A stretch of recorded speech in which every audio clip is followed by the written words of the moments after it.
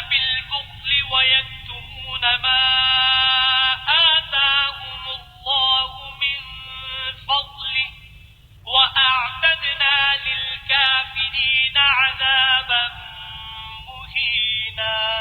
جو خود بھی بخل کرے اور لوگوں کو بھی بخل سکھائیں اور جو مال خدا نے ان کو اپنے فضل سے عطا فرمایا ہے اسے چھپا چھپا کے رکھیں اور ہم نے ناشکروں کے لیے ذلت کا عذاب تیار کر رکھا ہے.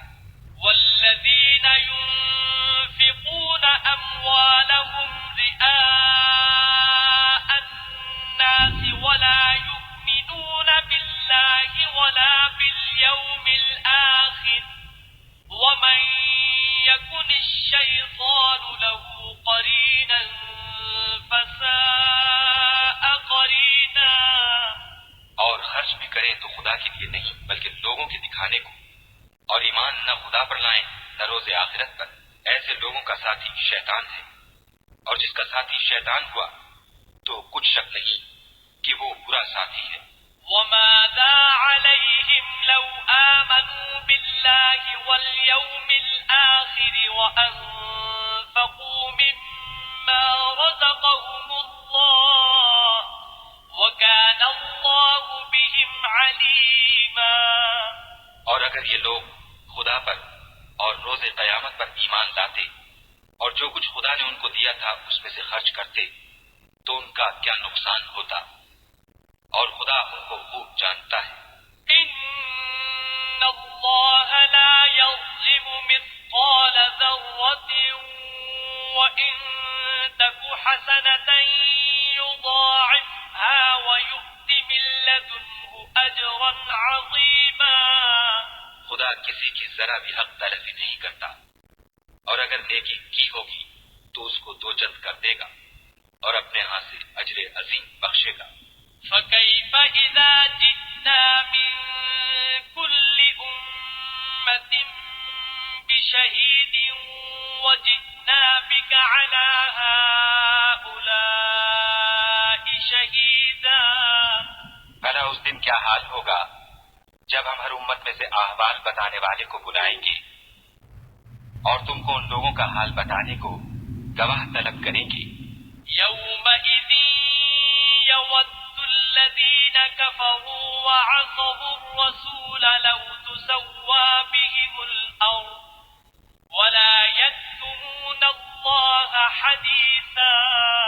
اس روز کافر اور پیغمبر کے نافرمان آرزو کریں گے کہ کاش ان کو زمین میں مدفون کر کے مٹی برابر کر دی جاتی، اور خدا سے کوئی بات چھپا نہیں سکے گی.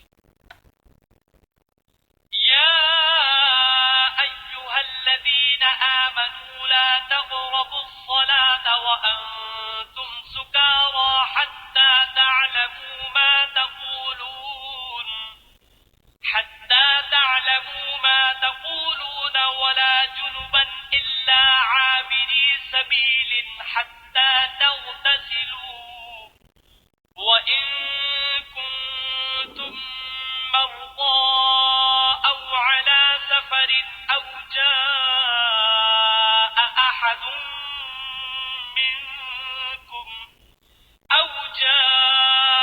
أحد منكم من الغائط أو لامستم النساء فلم تجدوا ماء فتيمموا صعيدا طيبا فامسحوا بوجوهكم وأيديكم إن الله كان عفوا غفورا. مومنو، جب تم نشے کی حالت میں ہو تو جب تک ان الفاظ کو جو منہ سے کہو سمجھنے نہ لگو نماز کے پاس نہ جاؤ، اور جنابت کی حالت میں بھی نماز کے پاس نہ جاؤ جب تک کہ غسل نہ کرو. ہاں، اگر بحالت سفر رستے چلے جا رہے ہو اور پانی نہ ملنے کے سبب غسل نہ کر سکو تو تیمم کر کے نماز پڑھ دو. اور اگر تم بیمار ہو یا سفر میں ہو یا تم میں سے کوئی بیت الخلا سے ہو کر آیا ہو یا تم عورتوں سے ہم بستر ہوئے ہو اور تمہیں پانی نہ ملے تو پاک مٹی لو اور منہ اور ہاتھوں کا مسح کر کے تیمم کر لو. بے شک خدا معاف کرنے والا اور بخشنے والا ہے.